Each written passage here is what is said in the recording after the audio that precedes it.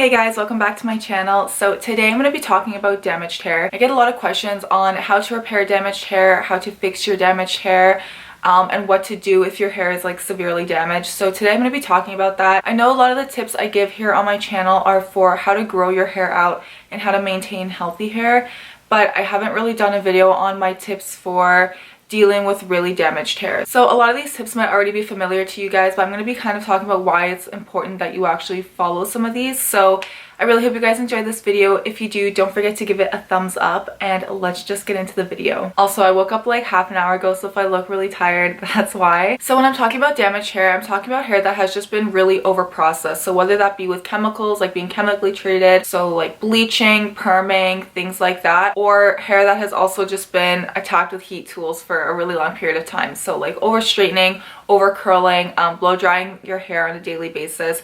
Obviously keep in mind everybody's hair is different as well, so everyone's hair can kind of handle different amounts of damage or styling. Some people's hair types are just really resilient to those things. Like I know people that have been straightening their hair every day for years and their hair does not have one split end. So obviously just keep in mind that everyone's hair is different. So you might be doing these things to your hair, but your hair might be fine, so just keep that in mind. Okay, so my first tip, and what I think is the most important one, especially for damaged hair, is to make sure that you're getting regular trims. And I know that hurts to hear, like no one wants to lose length, but if the bottom parts of your hair are just super broken and damaged, you're losing length anyways to breakage. So the best thing you can do is get that trimmed off, so that way you're not losing any more length to breakage, and that way your split hairs aren't having the opportunity to split further up or also break further up. Keep in mind, you guys, that you cannot heal a split end. So really the only way to get rid of them is to cut them off, and that's why trims are so extremely important. I get a lot of comments here on YouTube and I get a lot of DMs on Instagram from people asking whether I think that they should just cut all their damage off at once or if they should cut it slowly, and that's totally up to you. I'm not going to tell you to cut all your hair off if your hair is damaged to like this point. Like that would really suck. I don't expect anyone to want to do that. Personally, when my hair was really fried, I used to just get a trim every 2 or 3 months, and I would just take off like half an inch or so, like a really small trim very often, but that got rid of my damaged ends over time. And then I also didn't lose a lot of length every time, and then eventually my ends were back to normal, or like as normal as they could be without getting a big chop. That being said, if you'd rather just start fresh and get a big chop, that's totally fine too. Again, this is totally your preference. Just make sure that in some way you're getting rid of that damage. Another really great way to get rid of split ends without going in for a full trim is to do the search and destroy method. This is really easy. All you do is separate your hair into sections and take some good hair cutting scissors. You can get them at any beauty supply store. I just got mine at Sally's, and I like to split my hair into sections and twist the hair or just fold it between my fingers.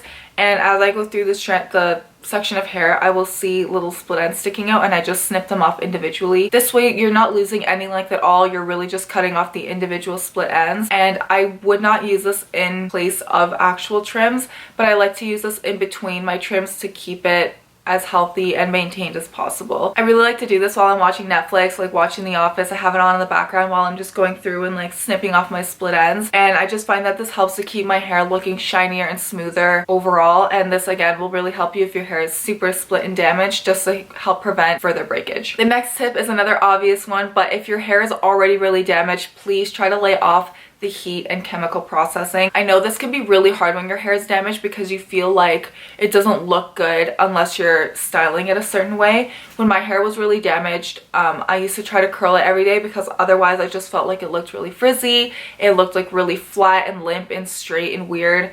And the reason why it was so damaged was because I was curling it every day. So I know it can be really difficult to try to like wean yourself off that. But the thing that's helped me the most with that, which leads right into my next tip, is finding protective styles that really work for you. When I learned how to French braid my own hair, that was like life-changing for me, because I finally found a way to style my hair on a daily basis that I really liked, that did not involve any form of damage to my hair. Like no heat, no processing, nothing. I literally would just throw it in a French braid every day for school, and then when my hair was down, it had some nice waves to them, so I kind of started to really like that look. Even now that my hair is really long, if you guys don't know, I'm currently doing a protective styles challenge for the month of November, so if you guys want to join that, it's not too late. You can start it at any time. But basically for the month of November, I'm just trying to wear my hair in some sort of protective style every day. It's not in one right now because I'm in my house, but when I leave later today, it will be in a braid or in a bun with a hair stick. So anything like that that is just keeping your hair together and protected is really helpful. These hairstyles really just help to prevent more breakage from happening, whether it be from the environment like wind and cold,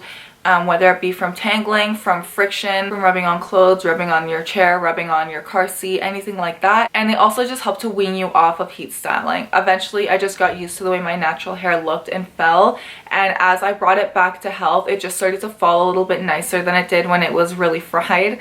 So it kind of is like a win-win. It just takes time to get used to. Protective styles are also really important at nighttime. This is when your hair is rubbing on your pillows, rubbing on your sheets, getting really tangled. So I like to just sleep with my hair in a loose braid. If your hair is too short for wearing protective styles at nighttime, you can always invest in like a satin pillowcase or in a satin bonnet, and this way your hair will just be together and rubbing on a smooth surface, so that way you're not experiencing friction and breakage. My next tip is to invest in a good leave-in product. So whether that be like a leave-in conditioner, a leave-in oil, something to help keep your hair healthy and moisturized after you've gotten out of the shower. Leave-in conditioners are really important because they help to lock in a lot of moisture, and which leave-in conditioner you use really depends on your hair type. I personally like to use a lighter spray one in the summer and then a thicker one in the winter time. Sometimes I like to use an oil afterwards to lock in that moisture, but again, it's really up to you and your hair type. I'm going to be showing you guys right now a few of my favorites and some that I think you would enjoy if your hair is damaged or porous. Again, if your hair is like low porosity, you want to stick to a lighter weight leave-in so it doesn't weigh your hair down. If your hair is closer to high porosity, you want to use a thicker, heavier one to really lock in that moisture and seal your cuticle down to keep the moisture in from the shower, from your conditioner. But whether your hair is damaged or not, I don't think leave-in conditioner is worth skipping. I think it's really important.